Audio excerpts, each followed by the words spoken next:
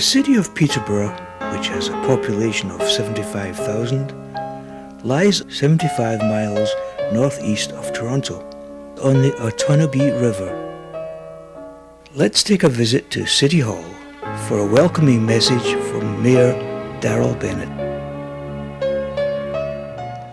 Let me start by welcoming you to the city of Peterborough and welcoming the opportunity to tell people a bit about our city by video display.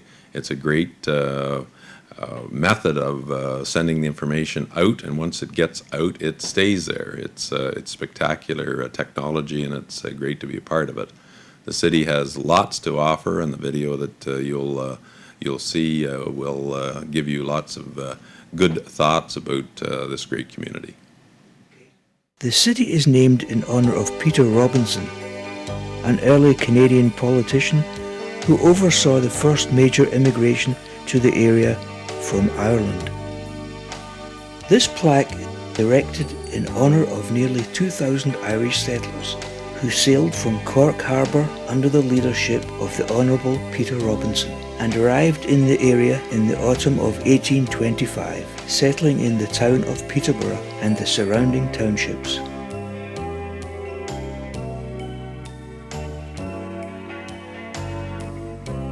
The Otonabee River flows into Little Lake in downtown Peterborough.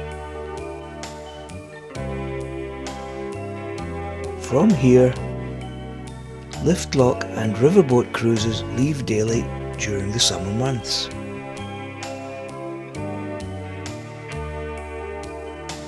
Here we see the riverboat in dock beside Little Lake Marina.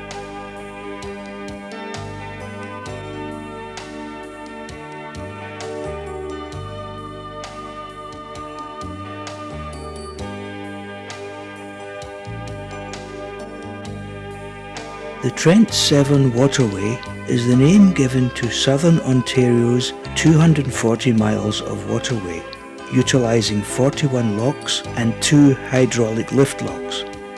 The waterway, consisting of a series of rivers, lakes and man-made canals, winds its way through 4 regions. From Lake Ontario we have the Trent region in the east, the Kawartha region, where Peterborough is located, the Simcoe region, and the Severn region, which opens into Georgian Bay.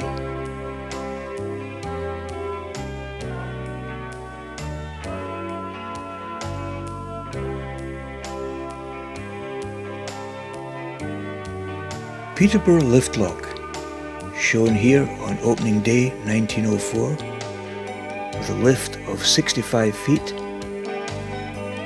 This is the highest hydraulic lift lock in the world and the first of 2 built in North America, both on the Trent Severn Waterway. Among innovations made on this lift, this was the first time concrete was used.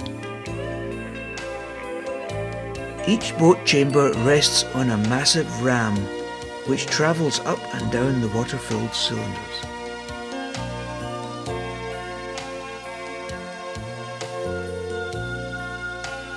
The lift lock was designed to lift boats over a considerable height in a shorter period of time than has been possible with the more conventional locks at the time. There goes one of the daily lift lock and riverboat cruises.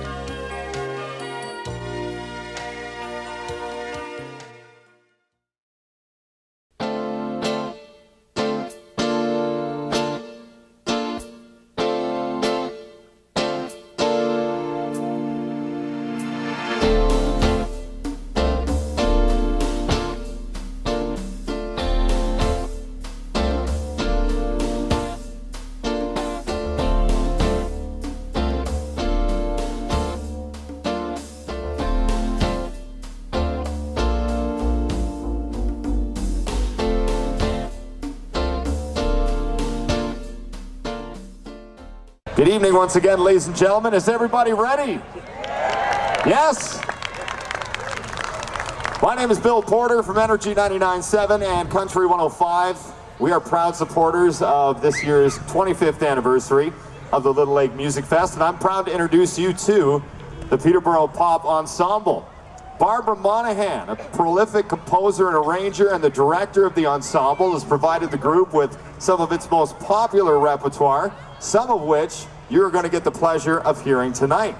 And the ensemble performs concerts supporting local charities, and they also celebrate the way that music brings us all together universally over time and place. Now, it has been said, ladies and gentlemen, that no other group supports their community as much as this small, dynamic ensemble.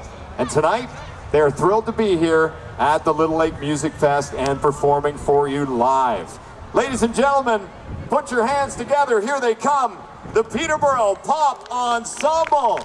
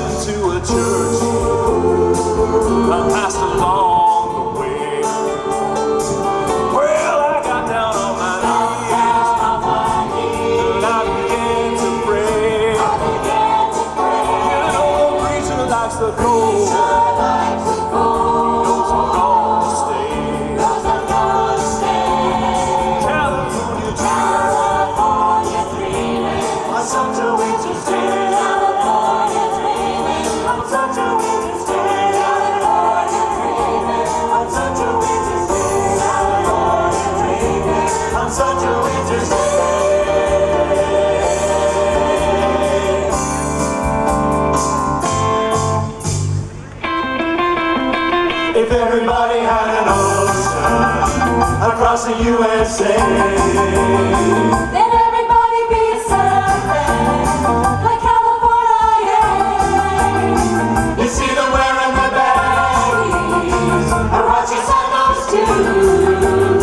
A bushy, bushy long hair, surfing USA.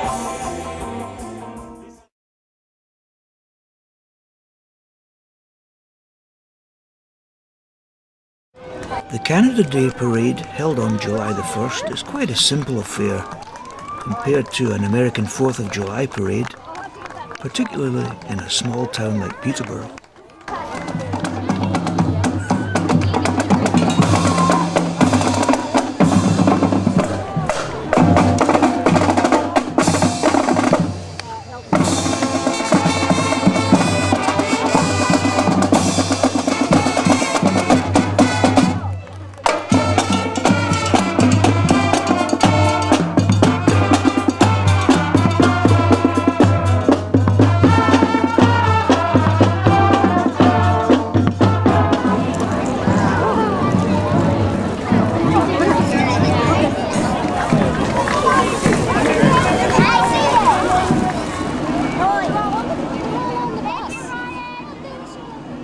The Peterborough Petes are a junior hockey team in the Ontario Hockey League.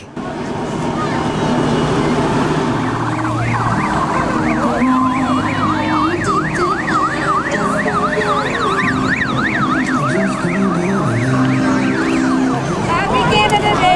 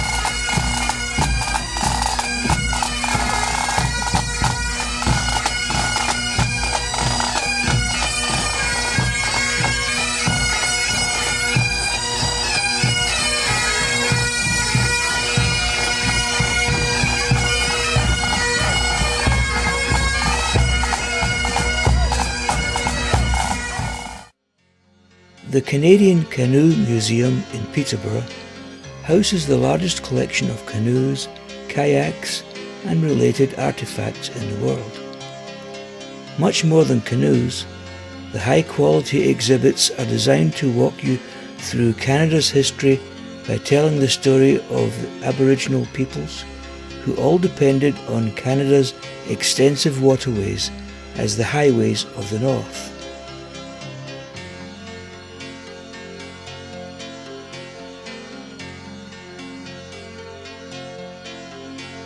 "5 miles north of Peterborough lies Lakefield College School. It was here that 17-year-old Prince Andrew spent 6 months in 1977 as an exchange student from Gordonstoun School in Scotland. There I was the headmaster at Lakefield College School from 70 to 85, and Prince Andrew came to the school in 77. And when he was leaving, the village of Lakefield gave him this canoe, which is exactly like this one. This was built second. This canoe was built just after his canoe was built by Walter Walker. That actually belongs to John Jennings. Yeah. But so I was there when it was presented to him, and since that time I've paddled 5 Arctic rivers with Prince Andrew, so it's been a good relationship. Prince Andrew paid a visit to Lakefield College on November 2012 when he was appointed honorary chairman of the Lakefield College School Foundation.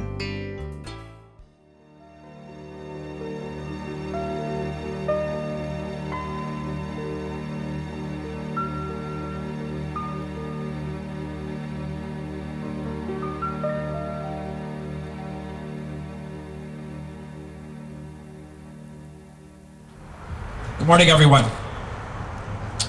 10 years ago today was a day just like this one. It was bright, the sky was blue. I know for you, many of us, we started that day in a very routine fashion. For me, it was to say goodbye to my wife Karen in the morning before I went to work, to give my son, who was then 3, Braden, a hug, and my daughter then, who was 1, her hug. And the last thing that Karen said to me, he said, "Jeff, give me a call at lunchtime because we'll make some plans for this evening." As the people of New York were going through the same routine that morning, 441 emergency responders and thousands of others. They were making plans for that evening, perhaps going to one last Yankees-Boston Red Sox game, perhaps making plans to go to a Little League baseball game, a football game, perhaps going to a recital or a play with his family, or just taking the time around the supper table to have an old-fashioned family discussion. That was the start of their day. And in a nanosecond, that all changed. No more opportunities to experience a sunrise, and no more opportunities to experience a sunset. 441 and others gave their lives, made the supreme sacrifice so that others would survive on that September day. Rudy Giuliani, the mayor of New York, wrote a famous autobiography called Leadership. And in that autobiography, he spent several chapters talking about 9/11. He talked about ordinary individuals who put the uniform on each and every day, doing extraordinary things on behalf of their fellow citizens. That they did. Ordinary individuals doing extraordinary things for their fellow citizens. Today, we have a great example. Men and women with us put on the uniform each and every day. They never know what may happen during that time that that uniform is on. They serve us so very, very well in extraordinary fashion. And as we reflect to them, we should always remember what is said at the closing of remembrance ceremonies. With the setting of the sun, we will remember them. God bless you all.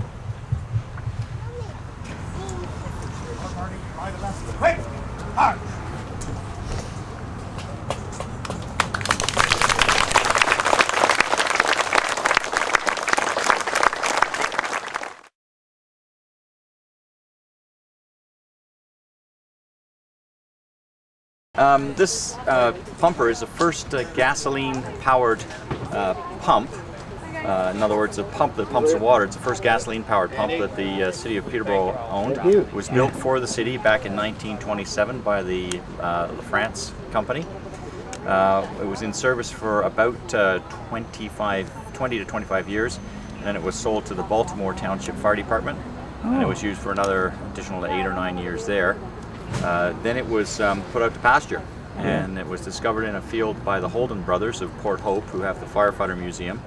And they resurrected it, restored it, and we got wind of it, must be about 15 years ago now, I would guess, and indicated that we would be interested in buying it back if they ever were interested in selling it, and it happened that they were interested. So the Peterborough firefighters themselves, it's actually owned by the firefighters as opposed to the fire department. We raised the money to buy it, so that's how it came back to Peterborough. So Baltimore had it? Baltimore Township Fire Department. Okay. Yeah. So has it ever appeared in any period movies? No. Not to my knowledge. Actually, there was there may have been a movie in town that they used it for. Yeah, it's possible. I can't remember for sure. Yeah. Peterborough's annual Rib Fest is always a popular event.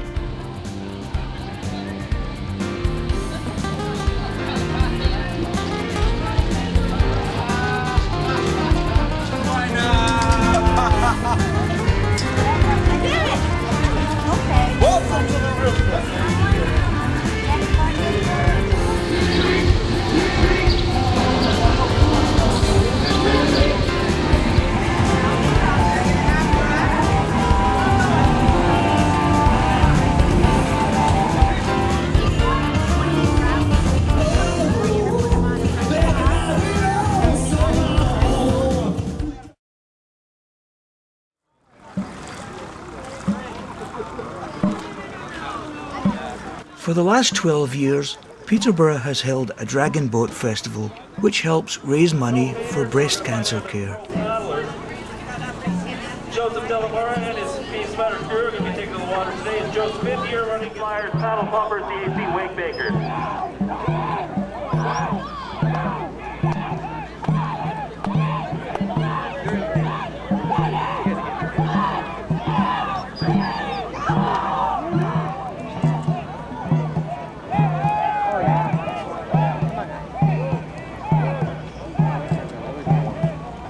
Number 20, Good Life Fitness. We're waiting for you. Come down to the staging area, please. Good Life Fitness, come down to the staging area.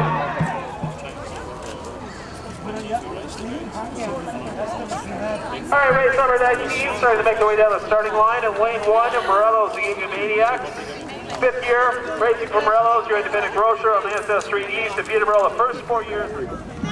This family are oblivious to the Dragon Boat race. I think he's actually going to be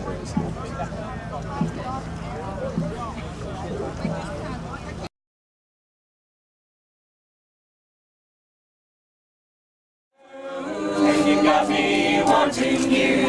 Ba-da-da-da. Oh, honey. Ba-da-ba-da-ba-ba. Sugar, sugar. Ba-da-ba-da-ba-ba. Candy girl. You got me wanting you, wanting you. I just can't believe the loveliness of loving you. I just can't believe it's true. I just can't believe it's true. I just can't believe the wonder of this feeling too. I just can't believe it's true. Oh, honey, honey. You are my candy girl. You got me wanting you. Ba-da-da-da. Oh, honey.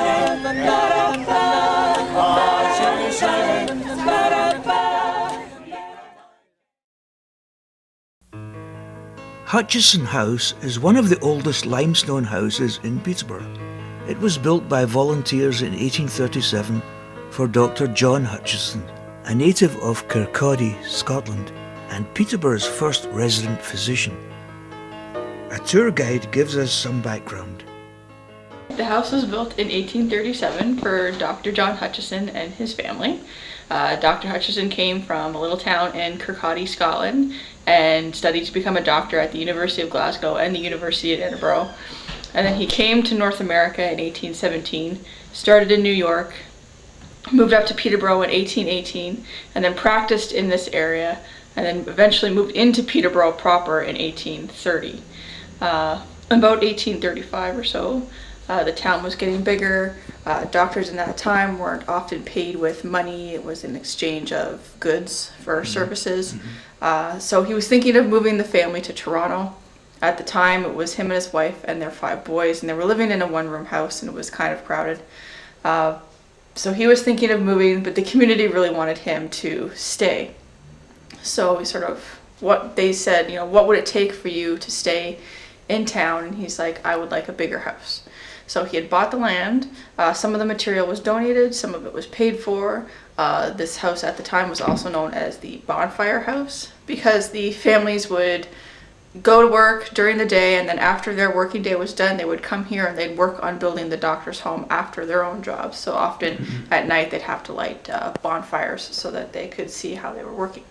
The house was completed in February of 1837 when the family moved in, and they lived here for 10 years until 1847. At that time, One prominent guest of Dr. Hutchison in 1845 was his cousin from Scotland, Sandford Fleming, who later created the system of worldwide standard time zones and was chief engineer of the Canadian Pacific Railway. He also designed the first Canadian stamp. Peterborough's Fleming College is named after him.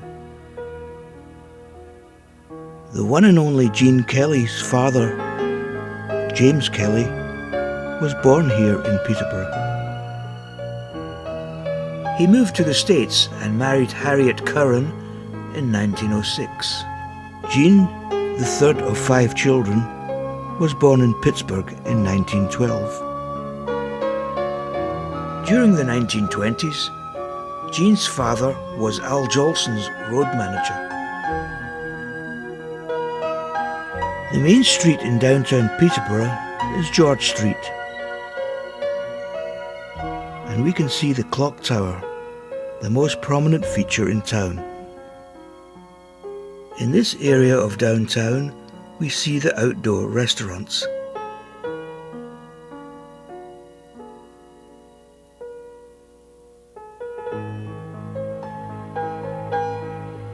And finally, let's take a drive through the outskirts of Peterborough on this beautiful fall day.